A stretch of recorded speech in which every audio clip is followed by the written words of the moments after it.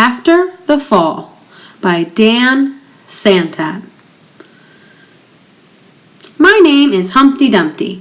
This was my favorite spot, high up on the wall. I know, it's an odd place for an egg to be, but I loved being close to the birds.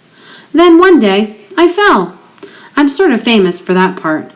Folks called it the Great Fall, which sounds a little grand. It was just an accident, but it changed my life. Fortunately, all the king's men managed to put me back together. Well, most of me. There were some parts that couldn't be healed with bandages and glue. After that day, I became afraid of heights. I was so scared that it kept me from enjoying some of my favorite things. I walked past the wall every day, and I would think about climbing that ladder again. I really missed the birds and being high above the city. But I could never do it, because I knew that accidents can happen. I eventually settled for watching the birds from the ground. It wasn't the same, but it was better than nothing. Then one day, an idea flew by. Making planes was harder than I thought. It was easy to get cuts and scratches, but day after day, I kept trying and trying until I got it just right. My plane was perfect, and it flew like nothing could stop it.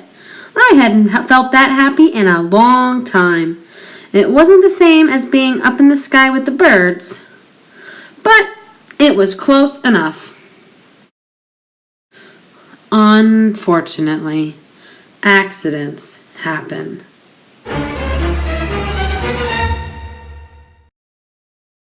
They always do. But then I thought about all the time I'd spent working on my plane and all the other things I'd missed. I decided I was going to climb that wall.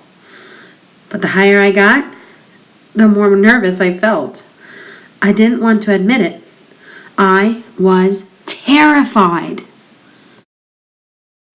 I didn't look up. I didn't look down. I just kept climbing, one step at a time.